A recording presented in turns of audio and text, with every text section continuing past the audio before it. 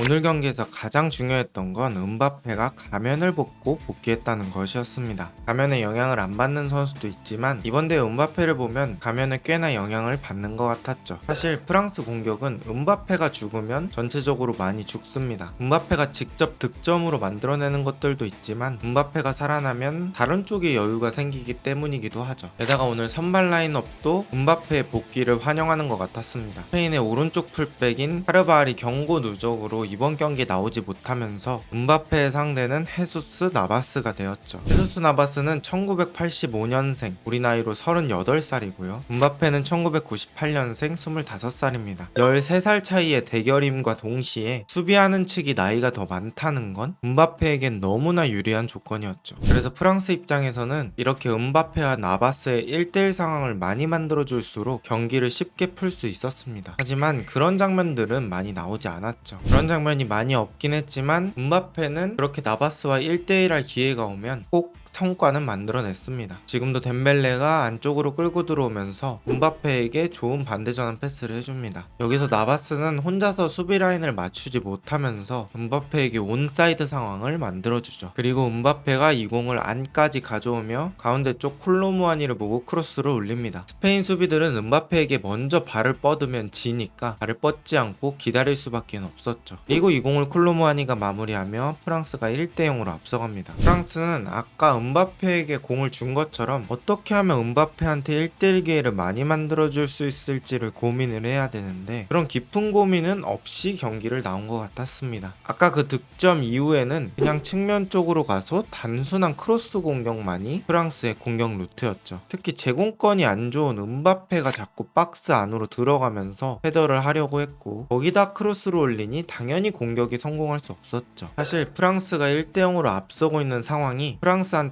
가장 최상의 상태였습니다. 프랑스 선발 공격진이 음바페, 콜로무아니, 덴벨레 이렇게 3명은 전부 빠른 발을 가지고 있고 역습에 특화된 스피드가 있는 공격수들입니다. 스페인은 동점을 만들기 위해서 더 적극적으로 공격할 것이고 그러면 자연스레 프랑스에게도 카운터 기회, 역습 기회가 생깁니다. 즉 1대0 상황에서 프랑스는 선발 공격진을 제대로 뽑아먹을 수 있었던 것입니다. 하지만 그 1대0 상태는 오래가지 못했습니다. 프랑스의 음바페가 있다면 스페인엔 라민 야말이 있었죠. 라민 야말은 왼발이란 걸 알기 때문에 라비오는 왼발각을 잘 막고 있습니다. 라비오는 여기서 멈췄어야 합니다. 그런데 야말은 아주 능숙하게 왼발 슈팅각을 만듭니다. 공을 타고 오른쪽으로 넘으면서 라비오의 액션을 유도하고 라비오의 몸의 중심이 아예 오른쪽으로 간 순간 야말은 귀신같이 왼발 슈팅각을 만듭니다. 그리고 미친 궤적의 가마차기를 성공하며 경기를 동점으로 만듭니다. 이 슈팅이 골대 맞고 들어갔기 때문에 매냥 입장에서도 어쩔 수가 없었습니다. 그렇게 동점이 되고 스페인이 경기 운영을 하고 있던 찰나에 또 한 번의 변수가 생깁니다. 나바스가 안쪽으로 크로스를 올려주는데 수비수가 걷어내고 이 공이 또 마침 올모 앞으로 향합니다. 올모는 이 흘러가는 공을 오른발로 미친듯이 컨트롤합니다. 그리고 이 공이 하늘로 뜨고요. 이때 올모가 아웃프론트 슈팅을 하는 자세를 취하자 슈아메니의 발이 튀어나옵니다. 그 슈팅 궤적을 막으려고 무의식 중에 튀어나온 발이겠죠. 하지만 그건 올모의 페이크였고 오른발 슈팅하는 궤적으로 슈팅각을 열어놓습니다. 그리고 강력한 슈팅을 때리고 이 공이 hun대의 발에 맞고 굴절되며 그대로 들어갑니다. 경기는 2대1이 됩니다. 두 골 다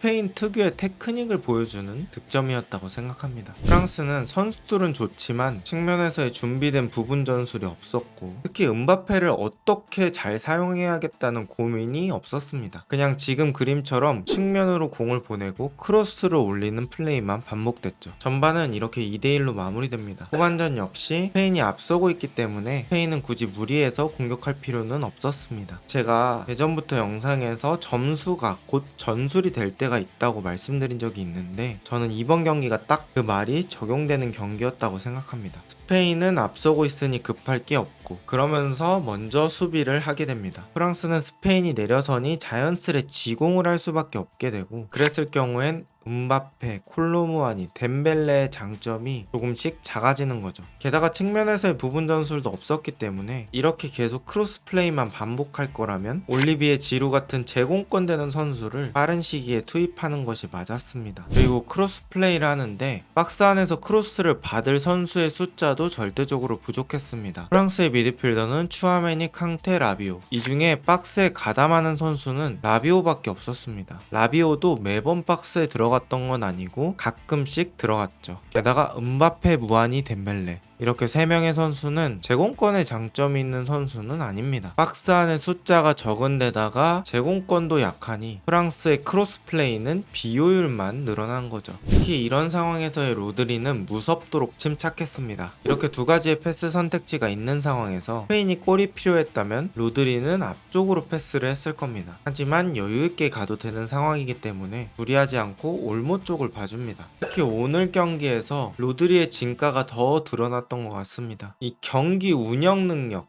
템포 조절 능력이라는 숫자로는 환산되지 않는 능력이 오늘 제대로 활용되었습니다. 전진 패스가 나가야 할 때와 나가지 않아야 할 때, 도전적인 패스를 해야 할 때와 안정적인 패스를 해야 할 때, 이런 것들을 구분하는 판단 능력이 거의 신기까지 도달한 로드리입니다. 이렇게 프랑스의 패배가 점점 현실화되는 순간에 음바페가 아주 좋아하는 상황을 맞게 됩니다. 센터백 비비안과 1대1 상황을 맞게 되죠. 여기서 음바페는 좌우 밸런스 흔들다가 본인이 좋아하는 오른발 쪽으로 슛각을 만들어 놓습니다. 그리고 이렇게 완벽하게 열린 공간에서 평소 음바페라면 최소 유효 슈팅 내지는 높은 확률로 득점을 할 수 있었는데 오늘의 음바페는 홈런을 날려버리고 맙니다. 결국 경기는 이렇게 2대1 스페인의 승리로 종료됩니다. 스페인이 진짜 무서운 팀인 이유는 어떤 경기에서도 딱 한 명만 잘했다고 뽑기가 힘듭니다. 이번 경기도 올모, 로드리, 야말, 센터백 라포르테 등 여러 선수들이 골고루 활약을 해준 덕에 스페인은 결승에 진출하게 되었습니다.